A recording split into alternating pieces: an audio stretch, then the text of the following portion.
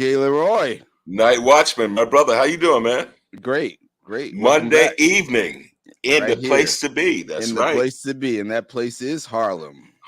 Hey, aren't we the center of the universe? If not, we declare it to be so. Indeed. Well, we're going to actually hear from a woman who's from the BK, so we got to give them respect. You know that, right? Hey, that's like family, so it's the same thing. Gotcha.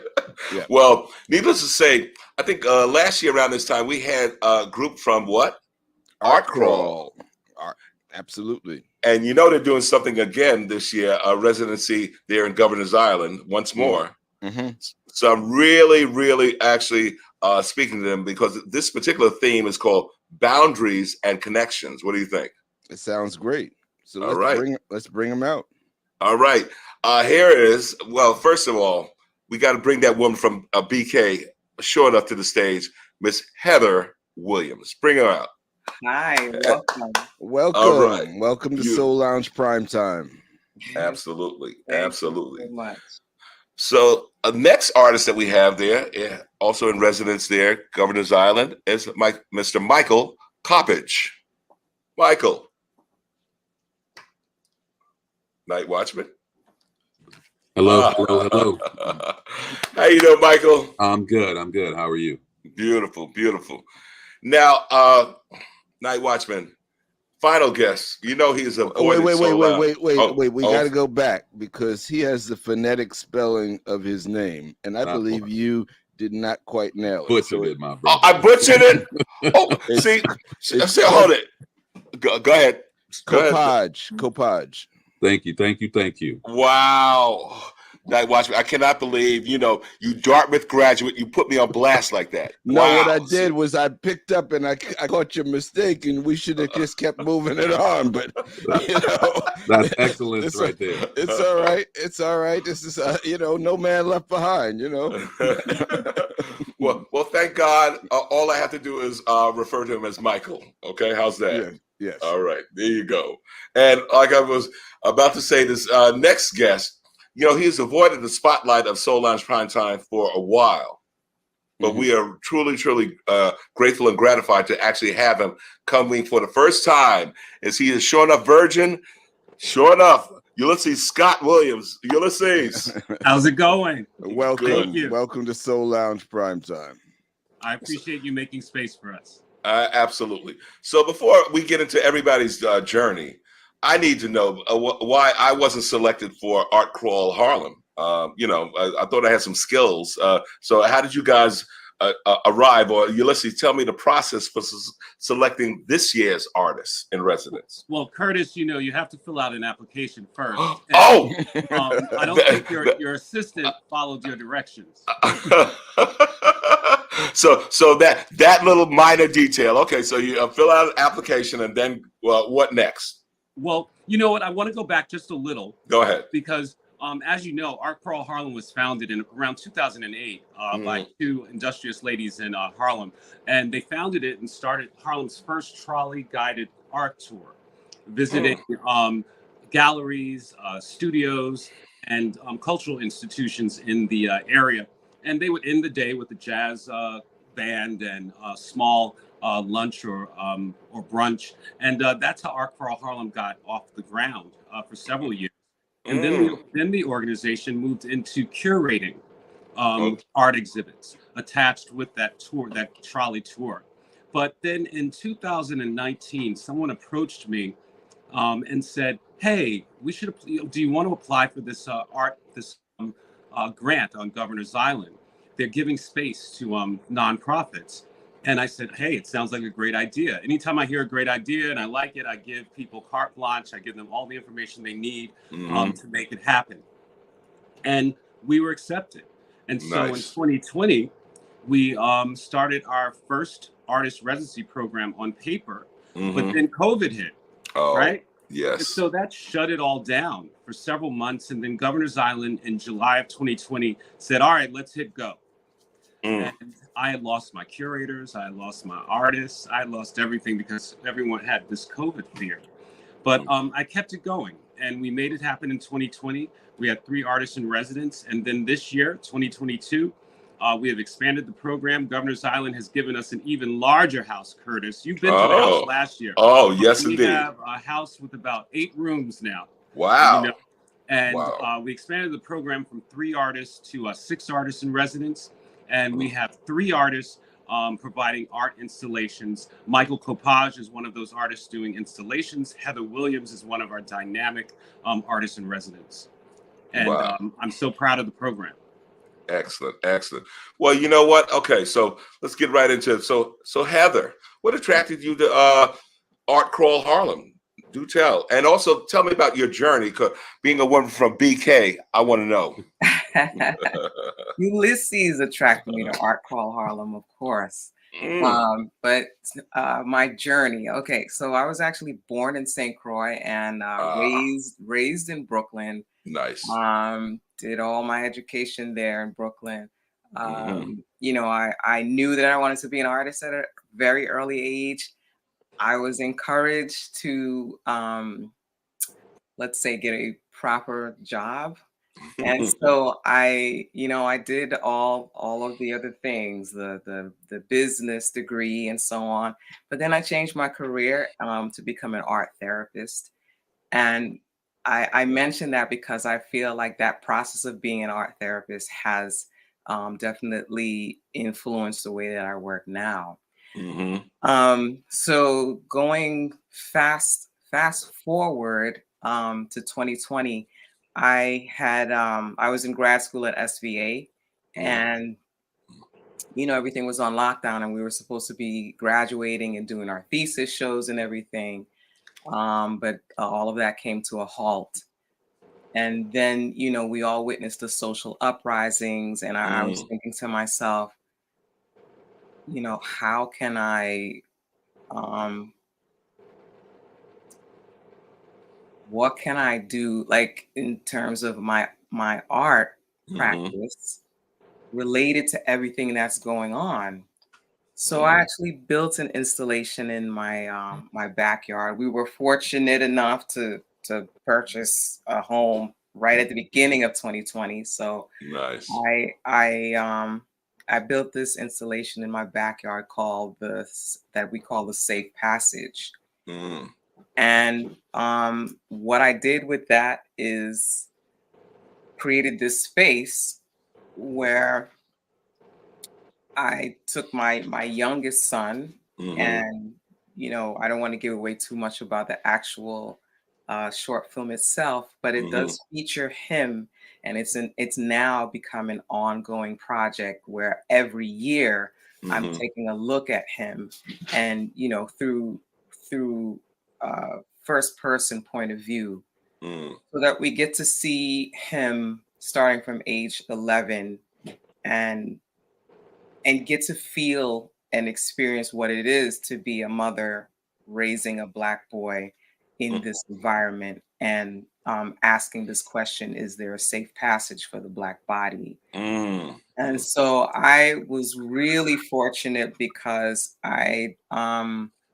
Ulysses curated another show that I was in, and so I said, let me send him this video of my work.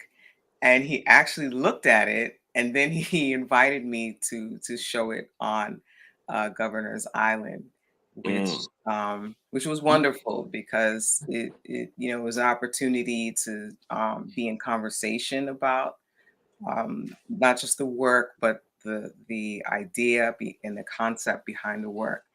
And so now I have the opportunity to do the 3rd iteration on Governor's Island on July 30th,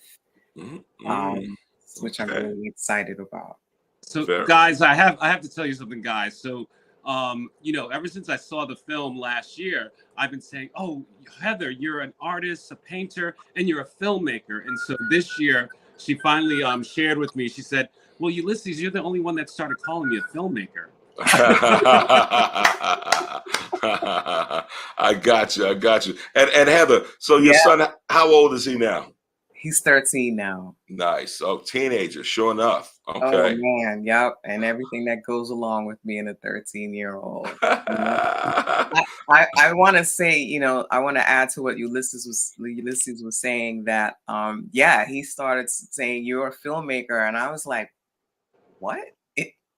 It's a video, like, you know, but I've really taken that on, and I really want to, you know, thank you, Ulysses, for, you know, pointing that out. Sometimes we don't even see the things right before us. And she needs to brag because she entered the film Safe Passage 2 at the Chicago Institute, correct?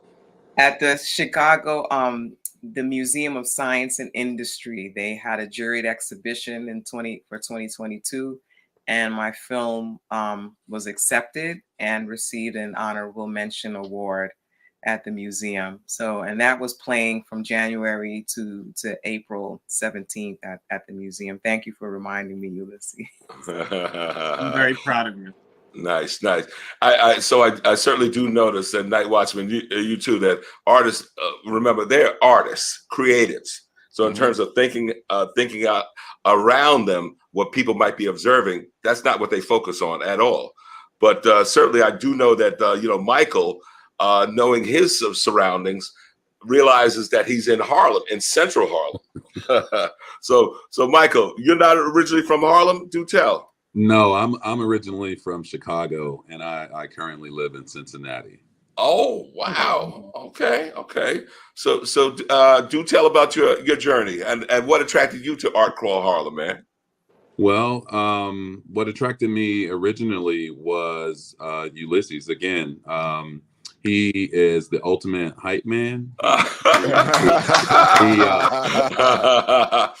the moment I was introduced to him by a mutual friend who I reached out to with this project, this Black Box project. And from the moment I met him, you know, we had talked a little bit about what potentially could be, but you know, these things kind of take years of planning. So I found a way to get to New York and originally installed versions of the project in Queens and down at FSG Park in the Lower East Side. And they got vandalized within a week. Actually. Damn. Oh man. And so I have a friend. I have a few friends local, and I was smart enough to bring extra sets of images. So I had my friend repair them, and then within a week of that, they were pretty much destroyed. So God. So fast forward to now, Ulysses, he's like, well, how about we put these on banners that are made for the exterior that aren't so easily defaced, and it just started from a conversation and grew from there, and here we are, right? Nice. Okay. And what I was hearing, I guess, earlier from you, Heather, and probably I guess all you guys, is some of the inspiration that derives it influences your art from, let's say, current events, things that are happening around us. So tell us anything that really moved you, Heather. Yes. Go ahead. One of the things that really moved me was what happened to Ahmaud Arbery. So I really was thinking a lot about, again, the safety and just being able to go for a jog at that time. And more things have happened since then. More tragic things have happened since then. And I feel like, every time it happens, I get re-traumatized. Wow. And so I've been thinking also a lot about, so what else can I do? Maybe, and I haven't mentioned this to you yet, Ulysses, that perhaps some proceeds from my work can go towards organizations that are safe places for young kids. I have a couple in mind that we could talk about later, but but honestly, that question keeps coming up about where is it safe?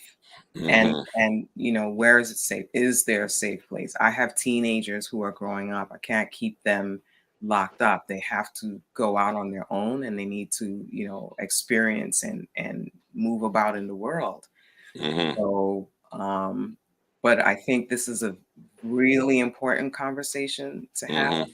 And, you know, we shouldn't be like, you know, in isolation having these conversations. We should be, you know, talking and thinking about, you know, what we can do.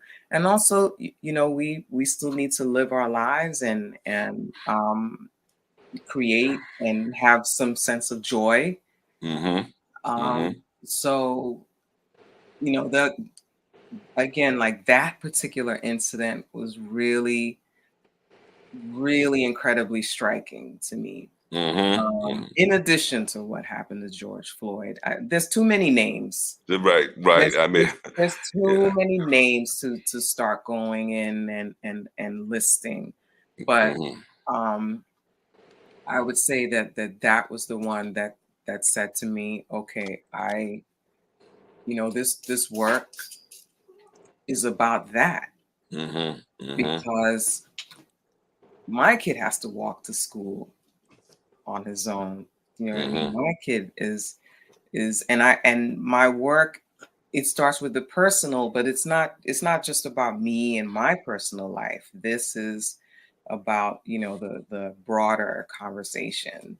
Mm-hmm. Mm-hmm. Absolutely. Heather, I And want to ask you a little bit, just to follow up on that role that the artist plays in kind of processing the collective trauma that we as a people have over these things, and how you balance that out without taking it all on yourself, because just using your voice to talk about these things can be re-traumatizing. So how do you find that fine line between expressing what is happening not only on a personal but a global basis, but also managing it for yourself so you don't go down the rabbit hole of despair? Yes, that I mean that's a constant question, right? But I think that's why I also do work that is abstract. I do abstract paintings and I do sculpture. I think the video work is my it's more of my reaction to you know what's going to our social climate, and not that the sculptures aren't, but it's where I can find more solace, mm-hmm. and again, the process of creating is important as well. So like just holding the clay and creating these images, I find peace in that. And Mm-hmm. then getting to share them with others and talk about the work, like bring people together through art. Mm-hmm. I think that's priceless. And I think Mm-hmm. it's really important for us. And it's important for our mental health also. Mm-hmm. You know, so the art process for me is, you know, it's creating beauty. It's the process of like making something new out of nothing. Mm-hmm. Mm-hmm. Okay. You know, I think those are the ways that I'm able to balance out the trauma with some beauty and creativity. Mm. So, Yeah. well, Michael, do tell us your influences. Do you feel the same thing in terms of external environment and what's happening around you? Do I find that in your art, your creative process? Yeah, I would say that most of my work is, you know, there's a lifetime of accumulated experiences and Mm-hmm. direct observations that I've had to purge basically Mm. to stay healthy, you know, physically, mentally, spiritually, you name it. And so pretty much everything that I'm making is me externalizing something that was festering for years, you know, possibly decades, that there wasn't really a space to have a conversation about.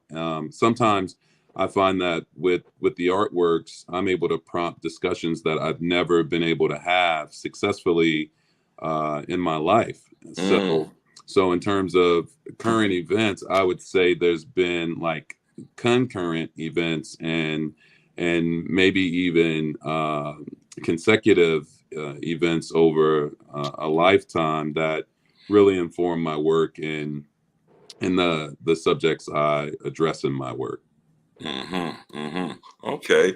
And so Ulysses, boundaries and connections, explain.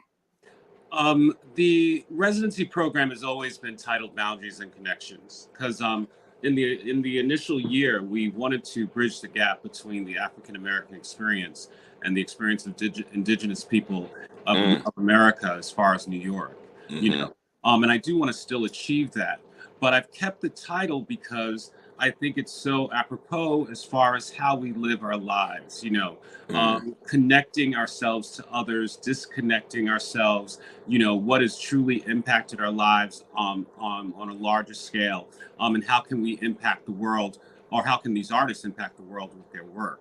And so that is one thing that I've always held on to, because I've asked the artists each year to create a series of work basically based upon boundaries and connections and their own personal experiences. So therefore, in order to get to that series of work, I meet with the artists once a week. They might be thinking, you know, you're delving into my personal stuff too much, but I really want them to see where they've been, where they're going, and where they're at now, and what a great opportunity it is for them to create a series of work. Many artists have not created a series of work. They've created one-offs, you know, a couple of works that are similar. Heather is well versed in creating a series of work, and I'm sure she can really express in more detail as an artist the difficulty in creating work that is cohesive, you know, for the public to enjoy, to possibly comprehend or understand. And then the other part, as far as the connection, the artists have the opportunity to engage with the public every weekend. You know, art can be a solitary job. These are indeed professional artists. They are entrepreneurs or entrepreneurs, and this residency program allows them the opportunity to get firsthand opinions or kudos from the public that comes to the studio visits every Saturday and Sunday. And I guess, especially with you, and I didn't even ask you, Michael, whether or not you have kids or family or so forth, but I certainly do know that Heather does. So your separation and going out to Governor's Island, let's say, to create, how were you able to, let's say, break that to your family that, hey, for this period, I'm going to be away doing my thing, so to speak? How did it go? That conversation started back in 2018 when I left my full-time job. Wow. To go to grad school and get my master's in fine arts, which is a huge decision and had a huge impact on my family. But, you know, I was reaching a point where I was so unhappy, and I just didn't want to have any regrets in life. And I mean, I even feel kind of emotional talking about it. Wow. Because of the changes that had to be made in order for me to do that. But you know, I need my kids to see that it is important to be consistent and follow what it is that you love to do.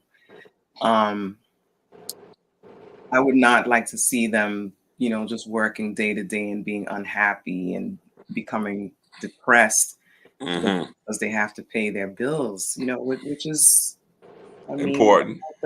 It's important. So I came to the table, brought everyone to the table, and said, "Listen, this is what's going to happen, and this is what I need from all of you." Wow. And Wow. so the conversation, and it's a continuing conversation about needing everyone to step up. I mean, my kids are 13 and 16, and needing everyone to step up and play their part and to be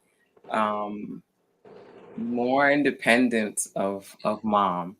And also I think the timing was right because they're not little kids that I have to be on top of. And teenagers don't want you on top of them anyway. Right. So Right. it works out. It balances itself out. It's not easy by any measure. Not easy by any measure because, as a mom, you still kind of have there's still a little bit of mom guilt that happens when I'm Yes. out on the island and I'm just like, I'm in my element. Governor's Island is beautiful in and of itself. And then to have the dedicated space to do my work is just wonderful. So, but, after a few hours of doing that, I know I need to get back to my family. But Gotcha. they understand, and I think they appreciate what I'm doing, and they do support what I'm doing. So.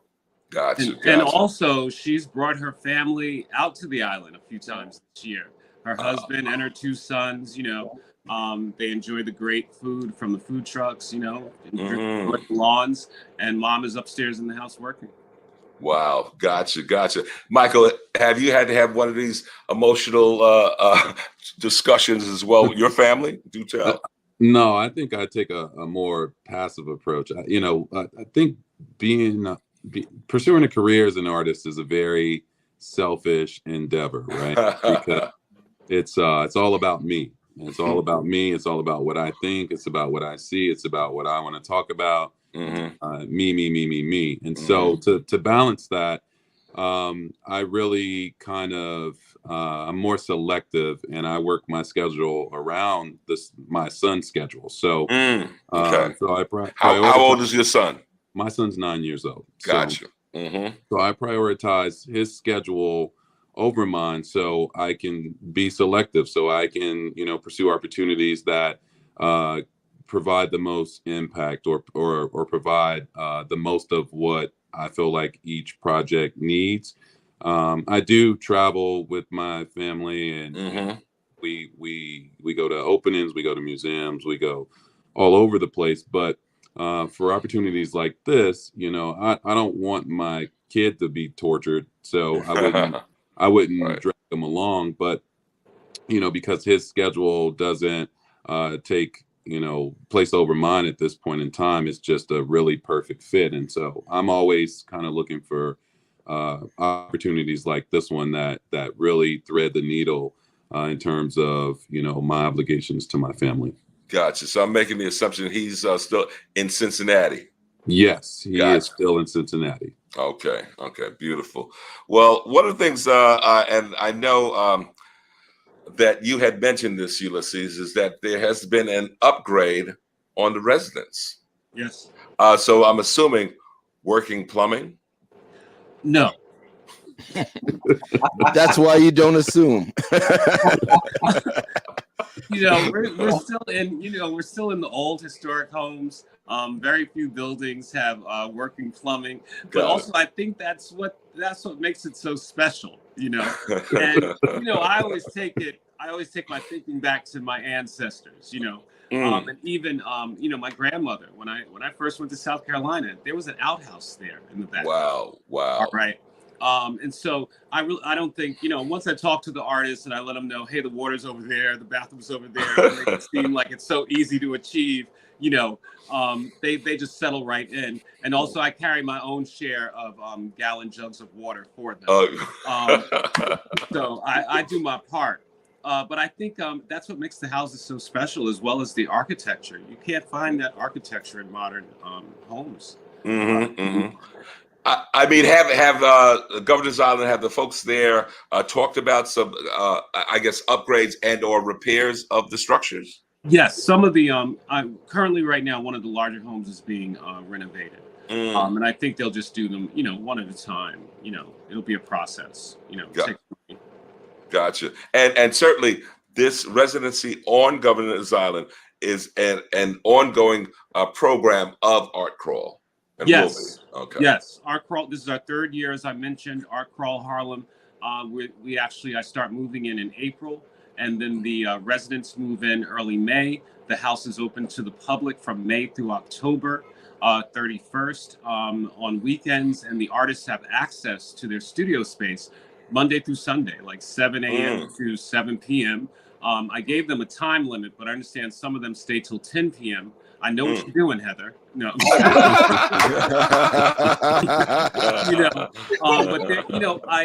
I give the house over to them, so I trust them to create and to be proud of what they're creating. This year, the ending of this year will be extraordinary as far as September and October and the exhibit of all these artists' work.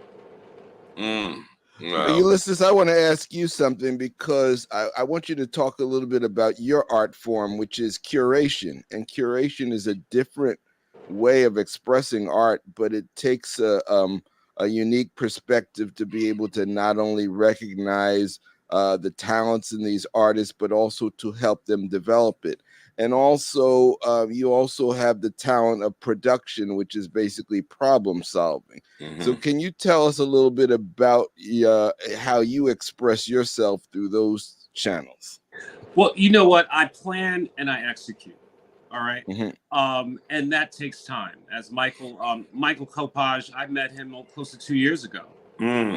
So things take time, and opportunities have to come my way in order for me to allow opportunities for others, and so going back to how the artists are selected. So I sit a panel of jurors, about 6 art professionals, that will review all of the applications and select their top, in this case, top 6. Then I don't know what I'm getting, as far as artists, as far as their genre, as far as their concentration. So it's a surprise to me. And throughout the residency program, in my head, I'm always trying to figure out how it's going to work together, how I'm going to curate it. And it does come together as they create work, with 8 rooms or 6 rooms for exhibit. That's a lot of opportunity to really tighten up a curation and get it right so the public enjoys it and so that the artists enjoy it as well. It's a matter of, I get pictures. Normally, when I curate, I look at all the artwork that's I'm considering. I will make copies of the artwork. I will actually lay it out. And then I will start figuring out what an installation will look like as far as what I want to convey to the public, especially in a group show. Then beyond that, it's about marketing, I do the press releases, I do the media alerts, I do a lot. I wear a lot of hats. So at this time, I am putting a call out for some staff.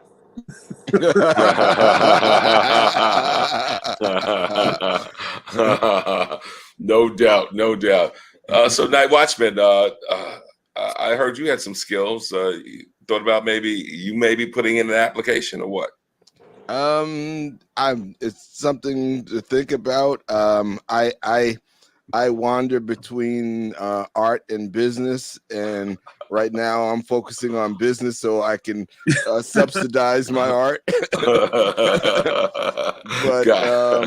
But I identify with all of it. I identify with Ulysses because I understand that having kind of a generalist set of skills and using all of it, and there's something exhilarating about running from writing a press release to figuring out how something works visually to how to cajole somebody on the phone to do something that they really don't want to do. And all of those skill sets are necessary in order to actually get things done. Yes, I at some point in time, you might see me exhibiting some of my photography or digital artwork that I secretly work on. All right, I got an application for you. Okay. Exactly. Right. So now everyone here, and certainly now Ulysses, you'll be at ArtCrawl Harlem, but Michael and Heather, when this is done, what do you see next? What do I see next? Mm-hmm. I have You know what? I want them to also talk about now. Where are all your exhibits that are taking place now? Okay. Oh, yes. Do tell us that Art Crawl happening now is not the only thing that you're involved in. So tell me about the world around Heather Williams. Okay, so right now I'm in a 2-person show with another artist named Beatrice Mady at the Yard Williamsburg in Brooklyn. Yeah. That's happening right now. In August, I will be at August 25th, I will be in Martha's Vineyard at a place called Sideline, where I'm doing an exhibit there, a pop-up exhibit there. Was that at Circuit Avenue or what? I don't know. No worries. You gonna let me know. I just know the name of the place is Sideline. Gotcha. And I know it's happening August 25th and at Martha's Vineyard. So that's coming up soon. And then and also in August, I have a fellowship with a Faro Gallery in Newark, New Jersey. That's a 6-month fellowship. Beautiful. Then in September 9th, I also have an exhibit happening in Jersey City, in Hamilton Square. So there's a few things happening. Gotcha. Keep track of. Michael, tell us about you. What's swirling around you? Well, currently I'm part of a group show at 5 Points Gallery in Milwaukee called This Is America. And I have some paintings on display there, or a painting, I would say. I currently also have a show up at the Cincinnati Art Museum called Truth and Inspiration. I have 2 bronze sculptures in that show. In August, I'll be part of a group show. It's a kind of an experimental show where I've gotten the gallery to agree to let me take my studio into the gallery, basically move my studio into the gallery and hang completed works from a forthcoming series and work on paintings in the studio, as well as invite other creatives to come in and work on things as well, with the goal of finishing all the work by the time the show ends. I have a traveling exhibition that I curated that opens September 2nd at Otterbein University, and it'll travel to the National Underground Railroad Freedom Center after it's done there, which is a Smithsonian affiliate.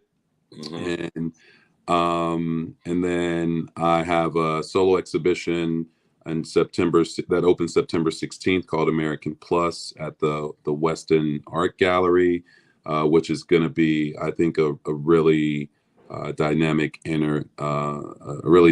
exhibition. It's in collaboration with Photo Focus, which is the largest lens-based photo exhibition in the country.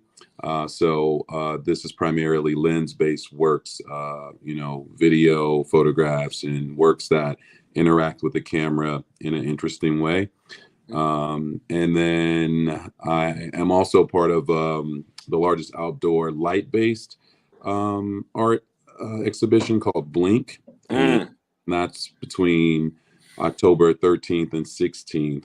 And I'm doing a 50-foot install, and we're going to project map it and animate it. And it'll be one of the images from this Black Box series that I'm unveiling here at Governor's Island this weekend. Wow. NightWatchman, you see right there, you see, I already know about Heather and her West Indian roots, St. Croix, but I mean, Michael, please do tell. I mean, you got to have some that West Indian blood up in that bad boy. I mean, because I came here as a captive and not an immigrant, I have no idea.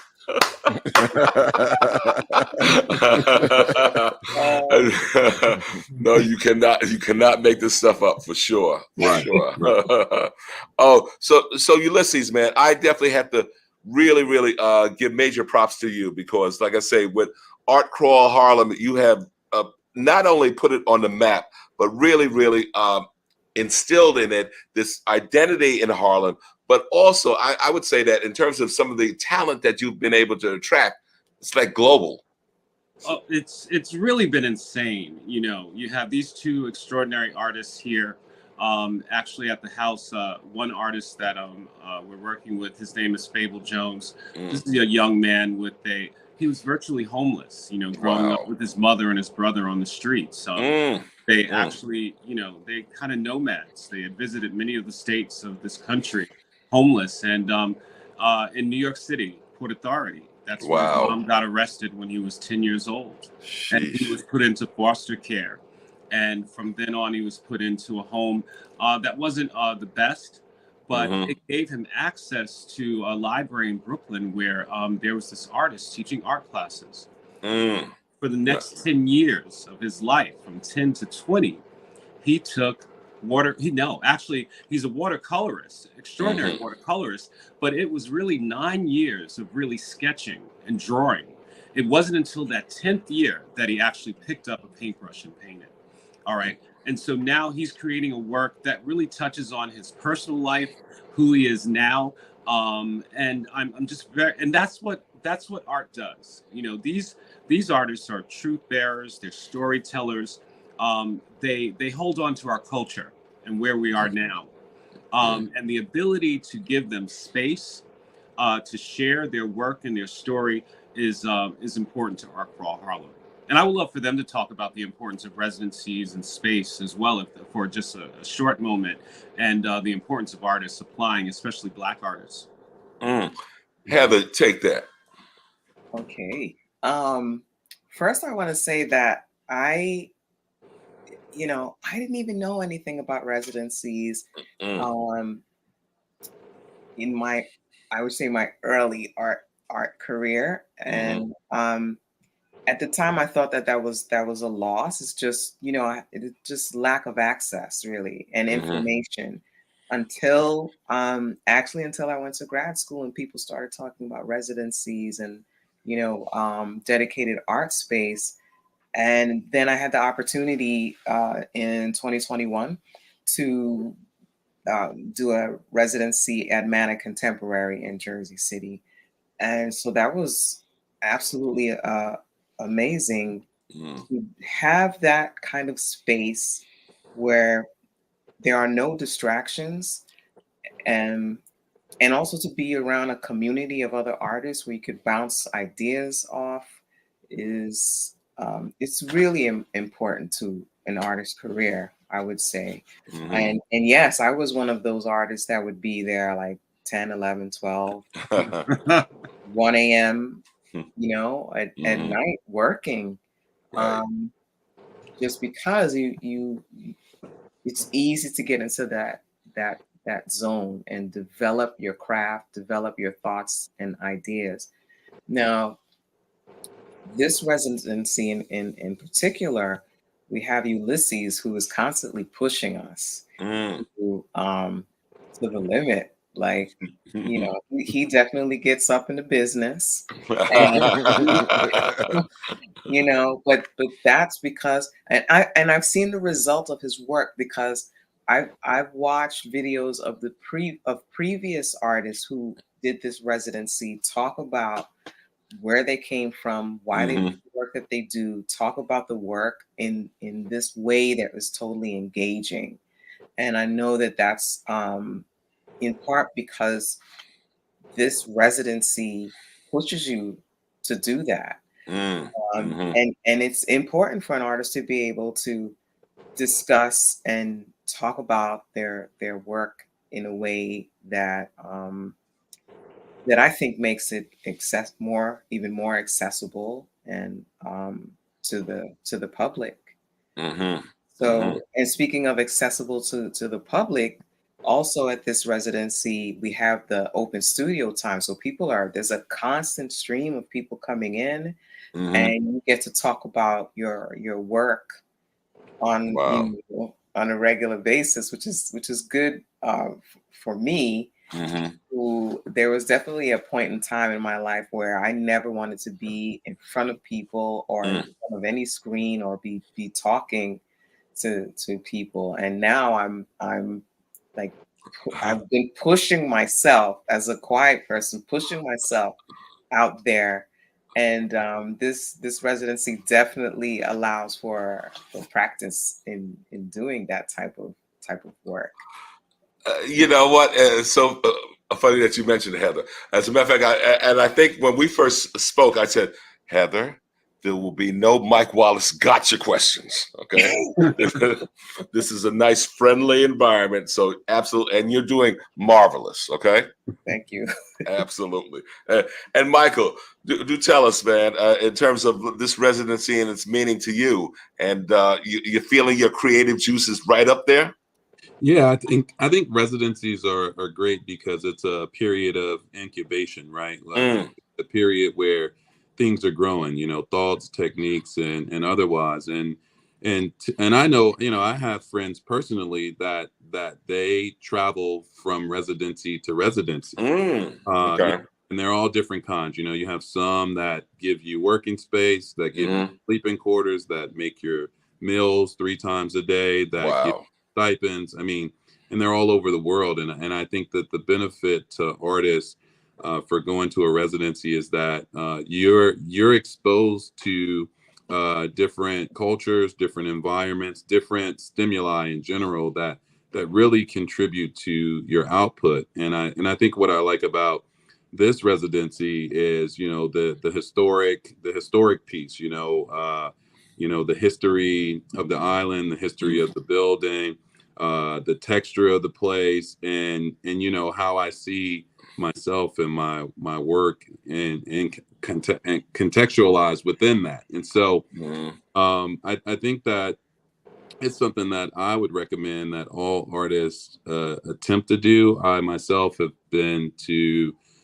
4 residencies, and they all look different. You know, one was a month, one was intensive, and it was a week. You know, it just depends on, you know, what you aim to get out of it.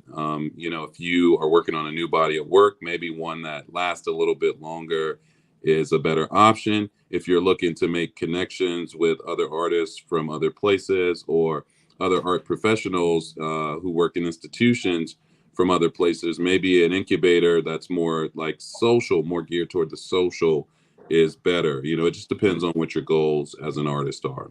And how do you like your interaction, let's say, with the public when they come and come to the studio or the home and check out your art?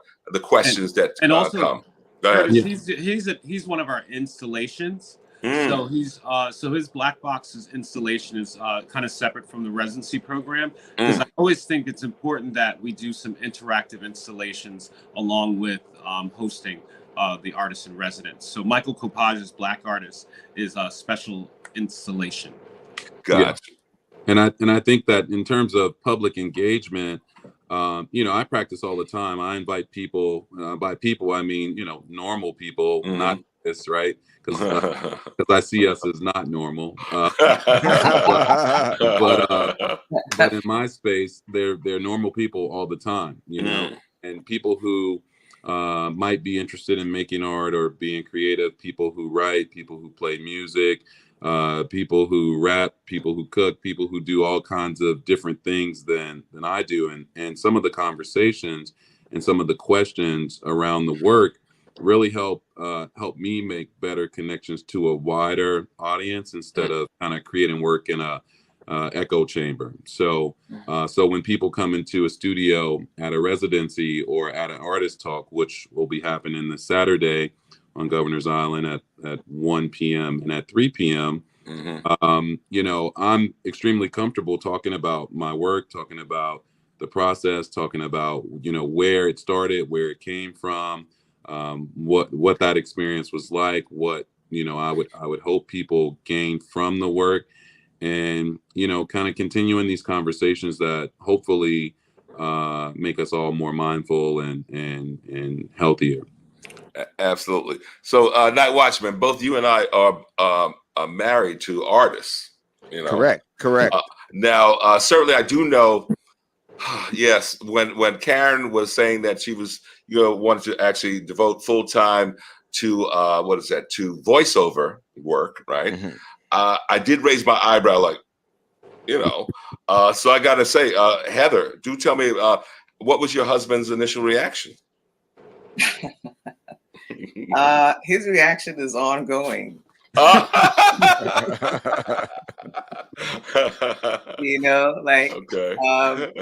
His reaction is always in support of what I do. Always how Beautiful. he support. Mm-hmm. He's definitely one who has a creative mind as well. Mm-hmm. And so he's all about the creativity. I do get some other reactions when I'm like barely home. Yes. Constantly, like for example, he works abroad, like not abroad. He doesn't not abroad. He works out of state. Gotcha. And so, for example, he's coming home this evening. He doesn't know that I'm probably not going to be home because I'm going to be on Governor's Island. Wow. Yes. So, yeah. I see.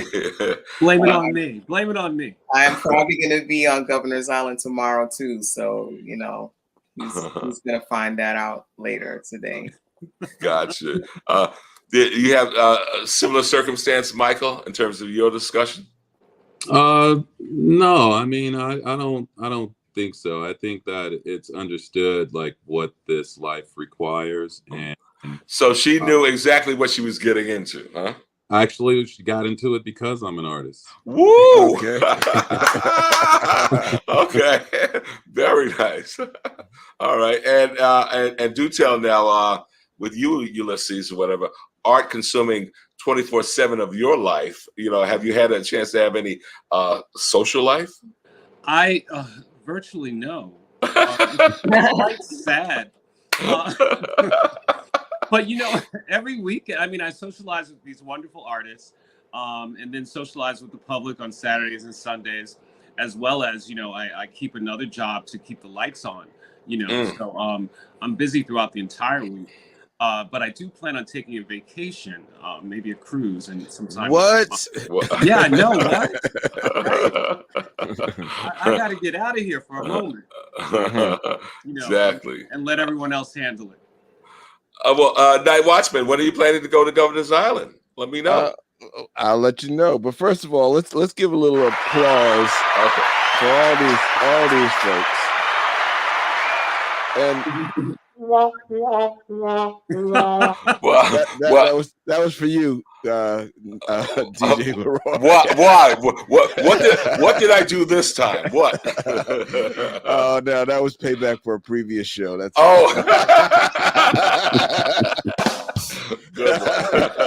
good one. But seriously, let's give Ulysses his props, because having him on the show this time, I have a much bigger understanding of just his impact on this whole process, and the appreciation that the artists have shown for him, and just the artists in general, to be able to use this space to forward what you're doing and connect with people. We have a profound appreciation. And then there is something in New York about just being able to be in a room by yourself and have that room be about the art, which is it's a totally unique thing. We're in a confined city where we're always with people, getting to places, being places. Even at home in your house, you still share it with your family. So having this residency, having a place where you can be alone with your art and your thoughts is obviously a great blessing, and we are glad to see how you guys have taken advantage of it. So Night Watchman, at first, what you just thought Ulysses was just a pretty face? Is that it? I never thought that. No. But he is good looking man. Absolutely. And I wanted to touch on that, Night Watchman, because it's important. I always tell the artists at some point, once they're near the completion of their series, it's important that they sit with their work. You know, when they're close to that completion, that they sit with their work and let it speak to them, you know, and affirm their process and what they decided to achieve, you know. And that's what this residency program, each of the artists being able to have their own studio, that's what it affords them. Okay. So, you know what, Night Watchman, I think I'll be getting over there sooner rather than later. But you know what? Before I do, I need to know from each of you, how can folks get in touch with you and view your art? If it's not on Governor's Island, where else can I see Heather Williams creations? Please do tell. You can find me on Instagram at heatherwilliams.art.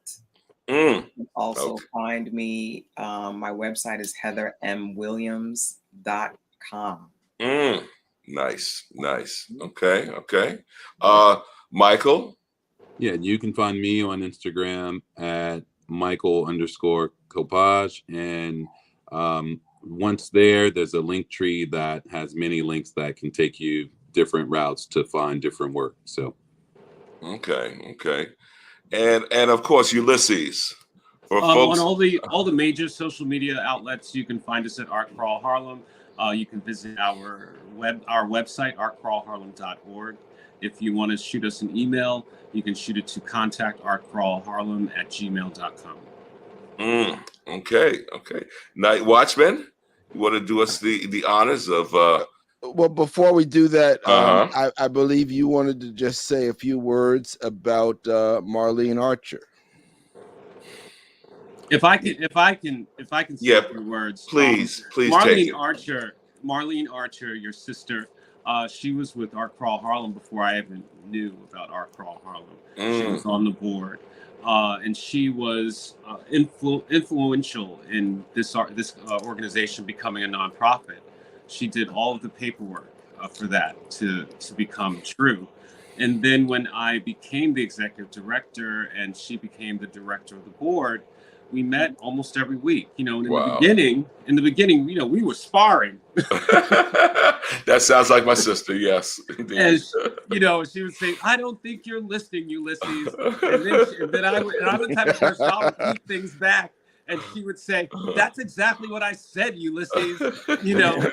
But when I tell you a fervent supporter of everything that I was trying to achieve, she was, you know, even in you know, when she was in the hospital, I saw her several times, you know, we were up there trying to write checks for the artists and residents for their stipends, you know. And I recall during the last exhibit that we had at Heath Gallery this March, I was saying, you know, I said, you know, I was having my own medical issues even for the past 2 years. And I said to her, you know, Marlene, because I counted on her.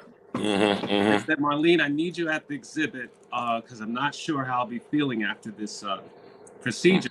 And that's when she told me. Oh, wow. Yeah. And, you know, I just tried to keep going in faith that everything would be okay. And I'm just so appreciative of her. Oh, man. Ulysses, thank you for that. I miss my sister tremendously, but I do know that she is definitely looking at this show right now. And she'll be hitting me up like, why'd you let him say that? She made me show up. Yeah. Absolutely. So, sis, love you, thinking of you always. And look right now, ArtCrawl Harlem, babe, doing their thing for sure. Night Watchman, do your thing. Great show.